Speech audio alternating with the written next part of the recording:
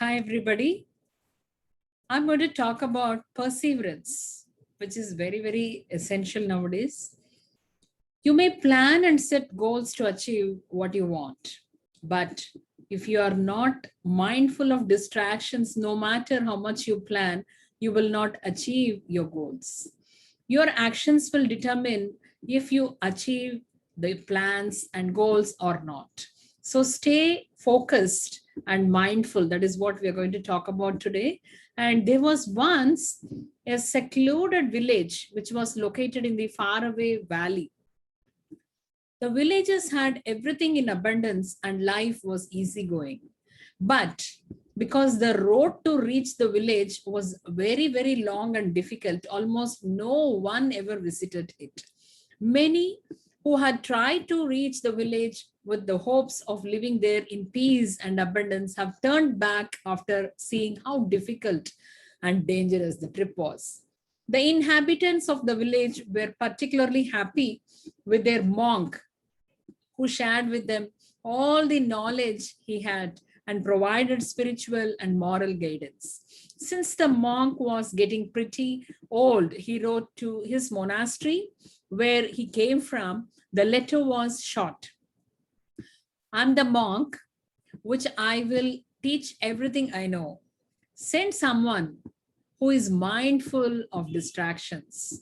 The head monk of the monastery called together all of his disciples and read the letter to them. Then he said, I would like to send 5 of you to the village who will volunteer. The monks looked at the head monk confused, and one finally asked the monk that what was on everyone's mind. Why do you want to send 5 of us when the monk is only asking for one? The head monk replied calmly with a smile, you will have your answer soon. I will send 5 of you. Even then, I am not certain that one of them will reach village. The trip is long and there are many distractions the chosen 5 will encounter. Which of you believe they can make the trip? The monks laughed as they believed they all possess the ability of the mindfulness and the distractions can be avoided, and they had the physical stamina which was needed to make the trip. The young monks argued that the head monk was overreacting, sending 5 of them. They tried to convince him that one monk would be enough, but the head monk insisted even then that other monks laughed at his idea.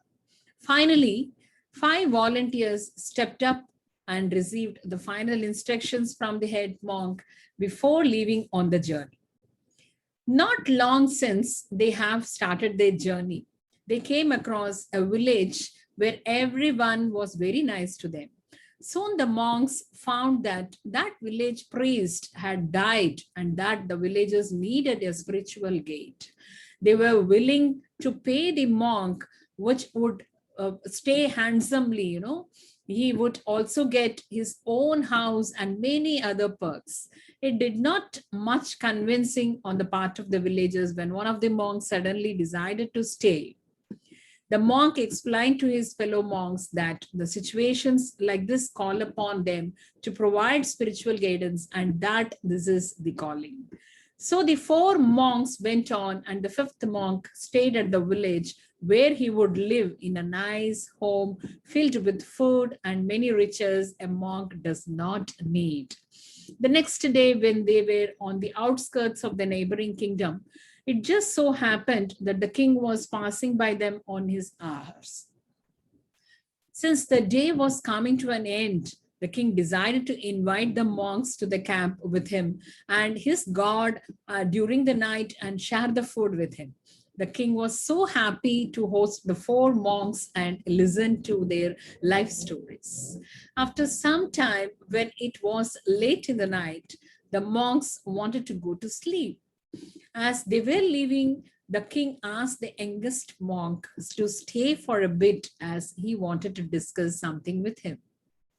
When the king and the young monk were finally alone, the king had a suggestion for him. After hearing what you have learned and how you think, I believe that you would be the perfect husband for my daughter.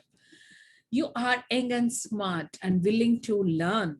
So that is something that I have been looking for in a groom for my only daughter.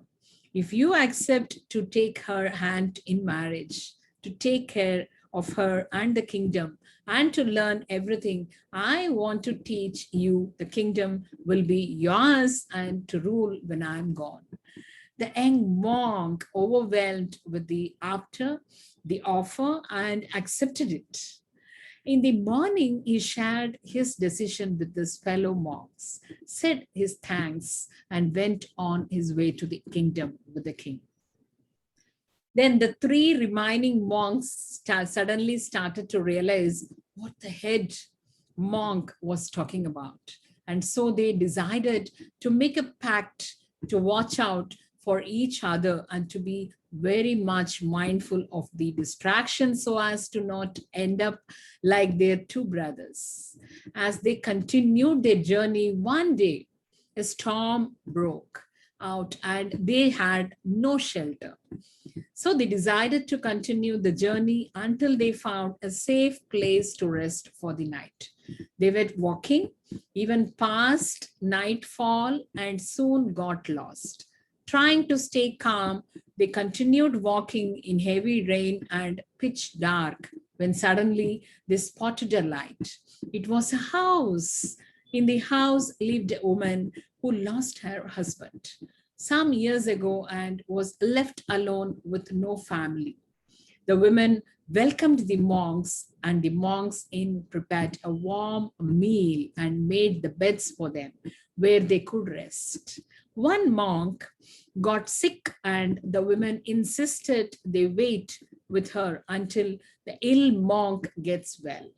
She cooked for them and paid special attention to the ill monk. The other two monks helped her around the house as much as they could do. When the ill monk finally got better, he confessed to his two friends that he had fallen in love with wishes to stay with her. And the two tried to convince him that she was just a distraction, but the monk was in love and would not listen. The two monks saw that it was useless to try him to convince him, so they continued their journey. The whole time, the two discussed how easily the three companions were distracted from their goal, and they continued their journey talking about their faith and their loyalty to the task at hand. Then one day, when the two monks were passing a village, they suddenly got surrounded by a crowd. The villagers were atheists and could not help themselves to challenge the two monks about their religion. It did not take long when one of the monks was passionately defending his religion and tried to win the crowd with his knowledge and wits. The villagers prided themselves on being knowledgeable and countered every argument the monk had.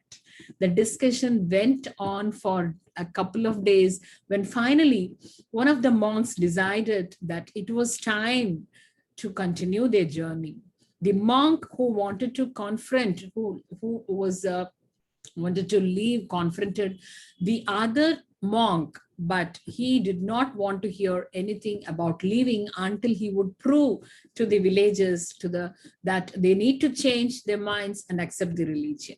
After seeing that his friend will not leave the village, the last monk decided to continue the journey, and it took him only a couple of days, but finally reached the village he was supposed to. There he went straight to the old monk where he would start his training. The old monk inquired about the monk's journey, and the young monk told him everything that has happened. The old monk smiled. I see. The head monk understood my message. You see, my dear friend, the path to the village is actually not that hard, but it is full of distraction. And what we as a village have managed to achieve is not that hard to achieve. As you have learned on your path getting here, the secret to achieving results is to be mindful of distractions. And with that, my dear friend, we have concluded your first lesson. So that was the story which could make us understand the mindfulness of distraction. You may plan and set goals to achieve what you want, but if you're not mindful of distractions, no matter how much you plan, you will not achieve your goals. Your actions will determine if you achieve your plans and goals or not. So stay focused and mindful, and take a break if you need to. You need to, but make sure that your actions after that will get where you wanted to end up. So that is what it is all about. And I hope this story would have made you understand how we all get distracted and why we don't reach our goals. Stay blessed.